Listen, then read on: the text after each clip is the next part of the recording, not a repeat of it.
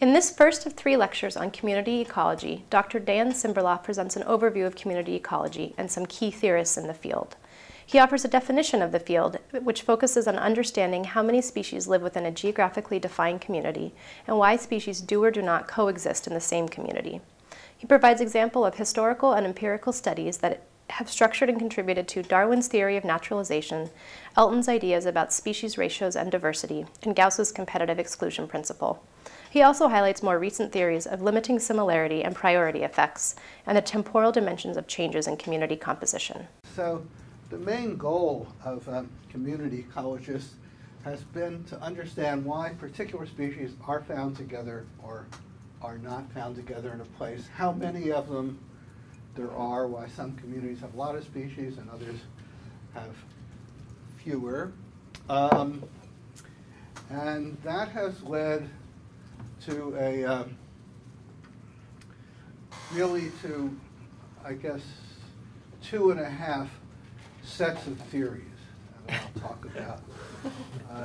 The half is sort of a newer one that people act as if it's a new idea, but it's really a version of one of the others, in my opinion. I'll explain why I say that. And the first group of ideas, I mean, no one's actually written this down in exactly this way, and I never gave a lecture like this before, but I think it's very clear that one of the 2 main approaches to answering this kind of question is a set of theories that are all based on the idea that species that are too similar can't coexist together. And you know, the definition of what we mean by similar varies from period to period and from researcher to researcher, and exactly what we mean by too similar or very similar also varies, but that's the underlying idea. This is sort of the standard hierarchy, beginning with individuals like functional ecology, et cetera, and communities are here. And what we mean by community is all the individuals and all the species in one place at one time. And as was discussed at a couple points yesterday, it's not always clear what the boundaries are. In fact, usually it's not. And so you can define a community as all the species in some place, but what's the space, and is there movement into and out of that space of individuals from other areas? And it's exactly because of this fact that a disproportionate fraction of at least the empirical work on community ecology is on islands or island-like systems, like a rotting log, for example, or a pitcher plant and the organisms that live in the fluid in a pitcher plant, because islands and island-like systems are delimited, and we think the species they're distant from other similar entities, so that the exchange of individuals is minimal. Okay, and the theory, as it's developed, usually pretty much ignores or has ignored until the last 15 years or so the movement into and out of communities, and it's often thought of in terms of real discrete entities. Bill used the word patch, which came into prominence in the early 1980s. You know, and that a patch is like an island. Okay, so yeah, the field is controversial from the standpoint of people working in it or near it. And there were 2 blasts by prominent ecologists, both of whom were friends of mine, saying this is a terrible field, we ought to abandon it. Really. The first one was by John Lawton, who's an English ecologist who did a huge amount of work on insects, on plants, and on theoretical work. And you know, here's what he says: there are no general laws in community ecology. it's a mess, and there's too much contingency. That is, individual communities are simply too idiosyncratic to allow us to formulate general rules like there was part of physics envy that Wendy first talked about yesterday. That, you know, simple rules that really tell us something interesting about the structure and function of communities. So of course they obey certain general rules like the laws of thermodynamics, but that doesn't really help us to understand anything about communities. And Bill pointed to a paper by Berryman, Alan Berryman, about population biology, and Berryman sort of lamented the same sort of thing about populations, and his response was saying, well, wait a minute, there probably are general rules, and he began to sketch out some of those general rules, and Bill repeated those. But Lawton's response was very different with respect to community ecology. So we should just drop the whole field, and instead we should look at the next lower level of organization, populations, because there are general rules. And the next higher level, or one of them, was macroecology, which Brian's going to talk about later. And that we should just forget about communities. And the other blast was a few years later by Bob Ricklefs, who's an American ecologist. And he said pretty much the same thing, that he lamented the contingency that characterizes community ecology. He's spent a lot of his life studying communities, but he wasn't so much concerned as John was with the absence of general laws, or he didn't frame it exactly that way, but the contingency really bothered him. And in addition, he was very unhappy about the increasing evidence of movement in and out of communities and the fact that we can't really bound them, and they're not really isolated islands or patches in most cases. And he believed that he could, and others could, perceive patterns at a higher level, regional, and that the communities were more or less simply the temporary manifestations of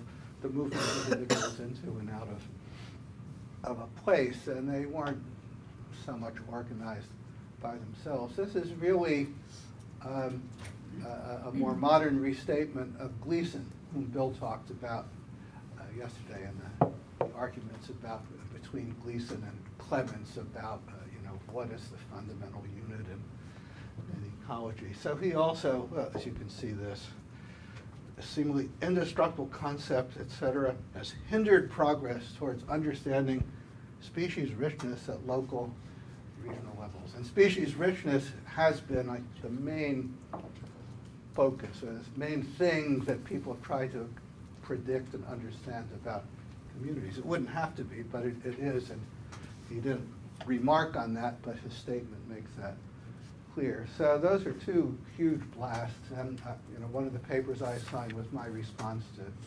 John. I don't know if you read it or not. And Bob's paper was after that. I can't remember who it is who said that all of ecology is based, all of biology is really a series of footnotes to Darwin. Brian alluded to this idea in his talk yesterday. And it's not completely true, obviously, but a huge number of ideas that have dominated biology really do stem from Darwin. One of them is something that's come to be known as Darwin's naturalization hypothesis, and you can read about it among other places in this paper by Kurt Daler. And what Darwin was talking about here was introduced species.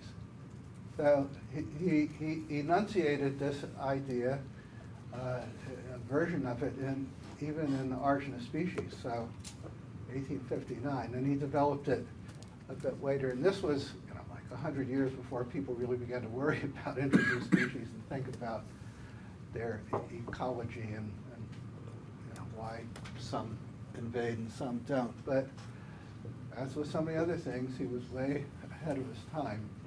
And he observed, he was very interested in introduced species. Like when he crossed Patagonia during the voyage of the Beagle, he noticed that huge parts of the pampas of Argentina were dominated by two plants that he knew were introduced to Argentina. And he noted, I mean, the idea, he noted first a series of papers by one of the early plant geographers, Alphonse de Candolle, who listed the Victorian naturalists and many French also sort of laid out which species are where all over the world. So they set the stage for real biogeography. And de Candolle was one of those. He listed which species were introduced where. And de Candolle himself noted that a large number of the species that were introduced and at least survived where they were introduced were in genera that were not originally present in the place where they were introduced. He didn't explain it. He didn't even try to explain it. He was like almost all the Victorian naturalists, just about which species were where, not why they were. Only Darwin and Wallace were interested in things like why. And here's what Darwin ended up thinking about as an explanation, that, well, of course, species in the same genus are more similar, so they'll compete more strongly. And therefore, if a genus is already, species of a genus are already present in a place, it's much less likely that a new species of the same genus brought from somewhere else is going to be able to compete sufficiently well to establish itself. So that's Darwin's naturalization hypothesis. But it's not, the idea is not only about introduced species, and it really has dominated one of the two main threads of community theory ever since. And you can read, here we're talking about 150 years later, paper after paper after paper. Most of them that talk about Darwin's naturalization hypothesis are talking about introduced species and invasions, especially as invasion biology has become a major field over the last 30 years, so 25 years. So one manifestation of it that has been applied to islands, but not only to islands, is the very obvious quantitative or quantification of the idea that Darwin himself didn't do. Let's look at the number of species per genus on average, or the distribution of genus sizes in a bunch of different places. And Elton was not the first one to do this. A Scandinavian was, but Elton developed the idea and published it and related it. He didn't call it Darwin's naturalization hypothesis, but he related it to the same idea of species that are in the same genus competing more strongly. Elton is a towering figure in ecology, especially animal ecology. Brian mentioned him. He wrote one of the two first books in animal ecology. This one in 1927, when he was your age. In his mid-20s, he wrote this, one of the first two books in ecology. It was recently reprinted. He's better known even for a book he wrote in 1958 about biological invasions. But he was very interested in not only invasions, but in which species were where and how many and this sort of thing. And here's where he first discusses this idea. I dredged this out of the Aldo Leopold's archives in Wisconsin. He's writing. He was a friend of Leopold's. They met at a meeting on cycles Bill said yesterday, I think it was Bill, that he was very interested in cycles. Elton, and the conference, all the people working on cycles of populations in Labrador in 1931, they met and they became correspondents and even visited, well, Leopold visited, Elton visited Leopold. But here's what he said in a letter. To Leopold, I've got a community analysis paper coming out in August that will tickle you. He's not talking about islands, nothing about islands here, or about introduced species. The average number of species per genus in a sample of 49 animal community surveys is 1.38, of 27 plant communities, 1.22. This, I hope to show, is the quantitative expression of competition between species of the same genus. That is, the average number of species per genus in these local communities was low, just a little more than one. We thought, well, the reason must be that they compete with one another. And he did publish a version of that later that year, but this is the main paper that he published. And here he's talking about those, here's just talking about the animal communities. And here, for each point represents community, and there's a number of genera in the community, a number of species, and you can see it's just a little more than one. But there's a problem here. I'll get to the problem in a moment. The extension of this idea to islands, Elton mentioned it actually in that second paper. He said, well, yeah, look, on islands, it's even lower than that. But the main extension of that to islands was by Peter Grant, who's well known for his work on Darwin's finches and the Galapagos, but wrote many other papers on many things. He's now at Princeton, but he was at McGill when he wrote this paper. And here he's talking about why are there X number of species on this island and which species make up that X. And one of the main ideas, probably really the main idea, is that they outcompete one another. It's only a certain number can fit together, and those are the ones that aren't competing too strongly. He wasn't a theorist, isn't a theorist. I'm not talking like he's not. He's an emeritus professor at Princeton. Was still alive, but he said, well, you know, on islands, it's even harder because they're small and they're resource poor. And so it's even harder than in mainland local communities for two species in the same genus to coexist. And that's why species-use ratio is lower. But actually, this entire framework is all wrong. The problem is that if you just randomly draw a certain number, if you take a whole bunch of ping pong balls, okay, and color them different colors, each color represents a genus, and you put 5 of one color in an urn to represent 5 species in that genus, and 7 of another color in the urn to represent 7 species in that genus, to whatever the underlying distribution is, and you randomly draw subsets from that, the expected species to genus ratio is about what you actually see in these communities. And it's here I did it by computer in a paper I wrote in 1970. It's a little more than a straight line. And in fact, for the islands case, most islands, even though they have much lower species to genus ratios than mainland areas, it's all because they have many fewer species. And in fact, they have a few more species per genus than you would expect. It's just an interesting fact that the same math, you don't have to do it by computer, you can do it analytically. And here we did it analytically for a slightly different problem, but the very same underlying math is widely used as a way of comparing samples of any, you know, of a biota or several biota from different areas, where the number of individuals in the samples differs and yet you want to talk about diversity differences between them.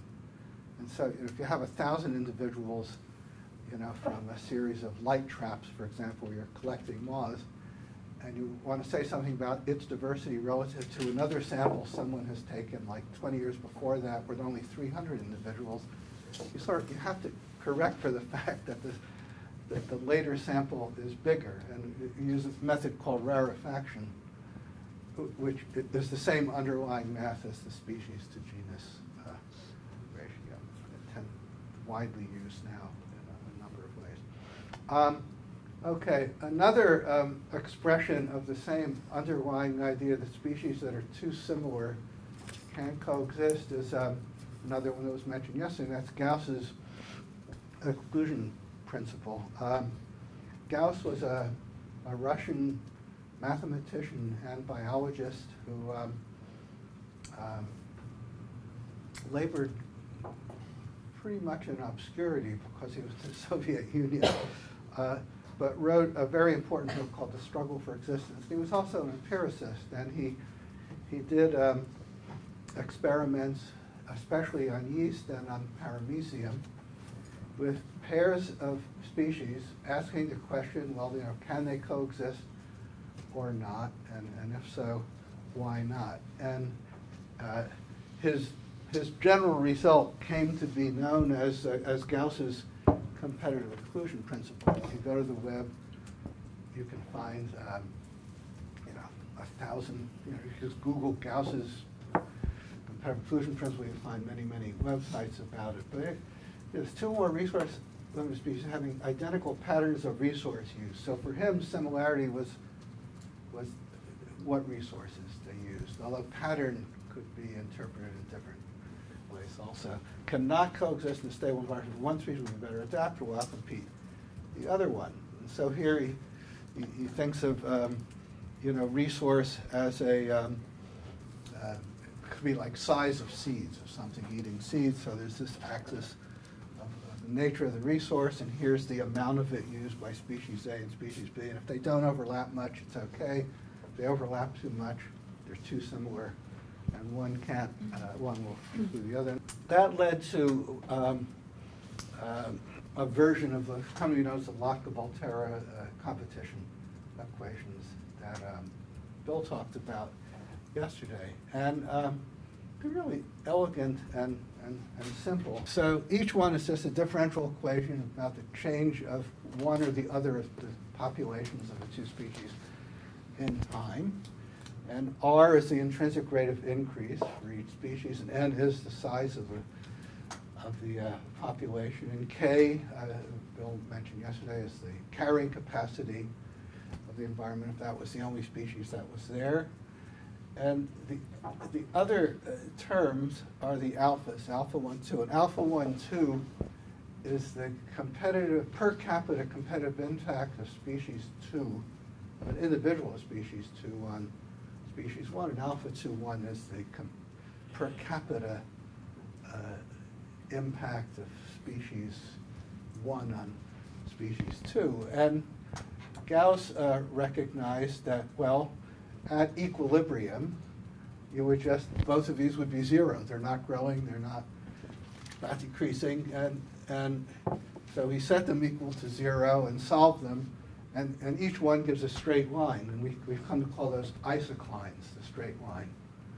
And you know, it's very simple algebra, and so here's the isocline. This is in terms of N1 and 2 for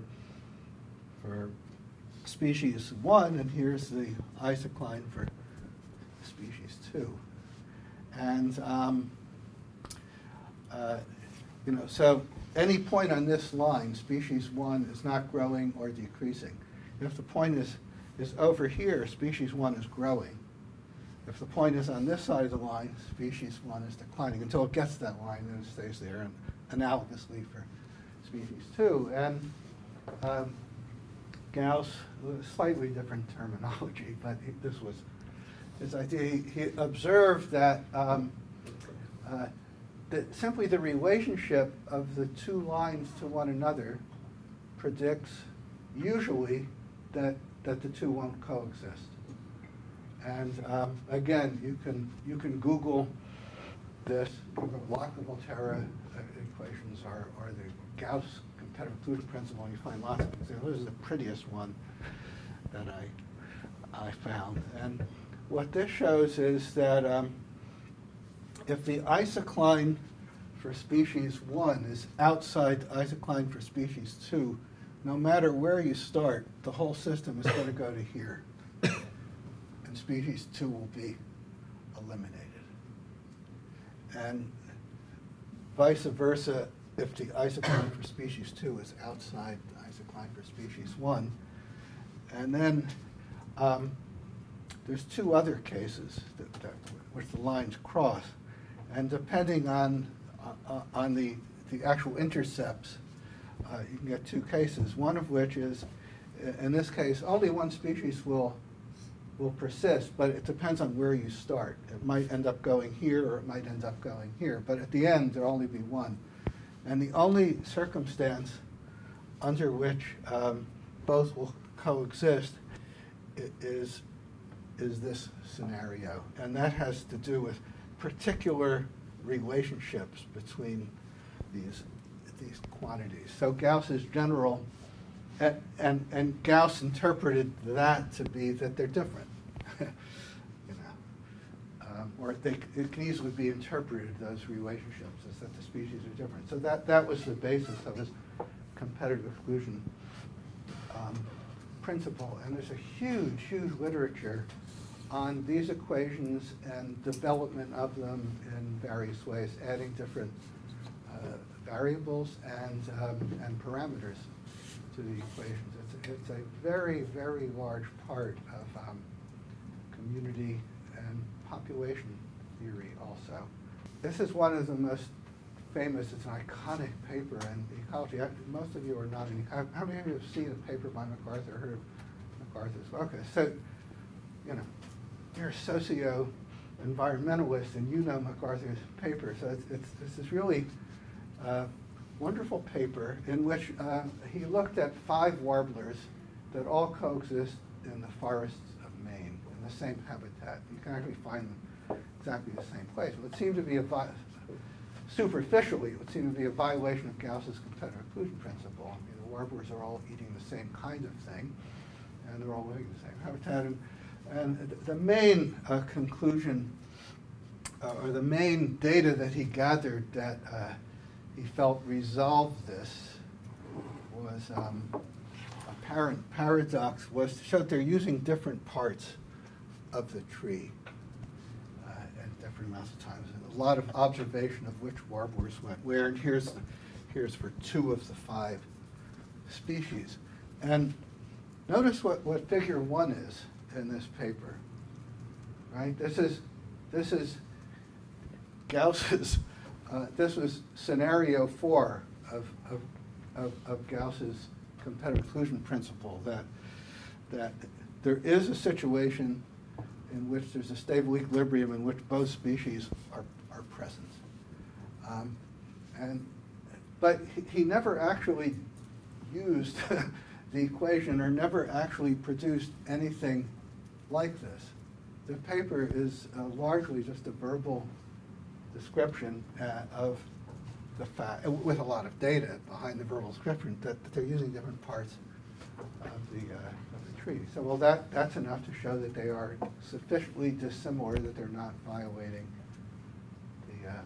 the competitive exclusion principle. So, I mean, I guess what I'm saying is that this shows how strongly this idea has influenced thinking about communities. And here's one of the great ecologists. He died tragically very young, but one of the leading ecologists ever. And he was so influenced by this notion that he cast his entire study in terms of it, and yet never actually tested it in any way, or even tried to. And he didn't say in his paper, but I haven't really tested this. He acted as if he had. It's a very interesting comment on the power of this idea limiting similarity. So Gauss and others said, so they can't exist if they're coexist if they're too similar. And for him it was in resource use. For other people it's other things. So what do we mean by too similar? And the main ones actually to try to quantify what is meant by too similar were Robert again and Dick Levins. And Levins is a largely an ecologist, but he contributed strongly to evolution. He was very crucial in developing the idea of metapopulations. Anyway, they wrote together this paper, Limiting Similarity Convergence of Divergent Competing Species. And I was trying to answer, well, okay, how similar is too similar? And they said, well, here's the answer. They had to make a number of assumptions. If the alphas are greater than 0.544, they can't coexist. So there's your answer. And furthermore, a third species can invade only if its alpha with each of those is less than 0.54. So there are a number of assumptions here that the competition is symmetric, that alpha 1, 2 is the same as alpha 2, 1, and you know, a third species, they all have the same alphas, and they have to make assumptions about the shape of the, we call it resource spectrum. It's almost always given as a one-dimensional thing, and we usually think in our mind of like size of food particles, but it could be many things, and it would certainly be multi-dimensional. But you know, here's the resource spectrum, and here's the use of the resource by the different species, and so they're saying, well, K3 and K1 can coexist only if their alphas are less than 0.544, and species 2 can invade only if its alpha with each of those is less than 0.54. So there's your answer. But of course, and this can be known as species packing. How many species can you pack in? And they said, well, you know, it all depends on these alphas. And if the alphas are low enough, or the resource spectrum is complex or large enough, you probably have many of them. So if you do a Google Scholar search on species packing, you'll find this paper and many others. But you know, then to operationalize this or implement it in any way, you'd have to begin to relax the sum. I mean, how would you test this? Well, they would be the first to tell you that you know it's an abstraction, and of course in nature the alphas aren't symmetric, that is identical, and the resource spectrum isn't one-dimensional, and the resource uses are probably not all normal curves, and you know, you know, so in order to test the idea, you'd have to relax these assumptions sufficiently, and then measure things in nature, etc. That's not been done. It's not clear how you would do it. The next really interesting development along these lines, but that paper by MacArthur and Levins led to many papers about limiting similarity. And I think the most interesting one is a paper by Ted Case, published in 1990, and it's in the same vein, but it uses more complicated versions of the same equations, and many species all interacting together. And it doesn't have all the alphas the same. So some alphas can be bigger than others. Competition can be asymmetric between various species. And he showed two things of great interest. This is one of the most interesting community theoretical papers in the literature, although it's not very widely cited, which is interesting. The first thing is that whatever the alphas, if there are more species present, you'd expect if there are more species present, the alphas would probably be greater But by the nature of his equations that he developed, and I won't go into the details, he shows that even in addition to that fact, the more species are present, the harder it is for new species to come in. And secondly, of course, the greater the average alpha of the existing species, the harder it is for new species to come in. So here's he calls this replacement frequency. So here he's looking at the number of species in the community, and he did a lot of simulations associated with this. And he showed that what he calls the replacement versus failure ratio, which is the fraction of the time, well, these are the successes where an invasive species actually does invade, and the failures are where the species doesn't invade. If it invades, by the nature of the equation, it replaces an existing species. So he shows that the more species are present, the lower, well, there's a hump for a low, relatively low alpha, but over here, the more species are present, the harder it is to invade. And also, for any given number of species, the greater the average alpha, the harder it is to invade. So that's interesting. But the really interesting thing is this, that he showed that a species that, if it could get in, would be a superior competitor to the species that are present than any other species in the system. But it might not be able to invade if the alphas are large enough. So it's sort of like it would make a more stable invasion-resistant community if that species could get in there, but it can't get in there because of, well, the structure of his equations showed that. So that this is one of the, this is certainly the theoretical basis, I'd say, for the whole idea of priority effects and contingency, historical contingency, which become a focus of many community ecologists. So it's the idea of priority effect. And there's a literature on priority effects that's both theoretical and empirical. Empirical usually with microcosms using microorganisms, bacteria and protozoans. Much of the early theory was developed by my colleague Jim Drake, who went emeritus 2 weeks ago. And a lot of the more recent theory and a lot of really elegant empirical work, microcosm by Tad Fukami, who's now a associate professor at Stanford. Tad is actually writing a book. There is no monograph on priority effects and historical contingency, bringing all the theory together and relating it to lots of empirical results. Anyway, so that you can see lots of papers in the ecology literature, both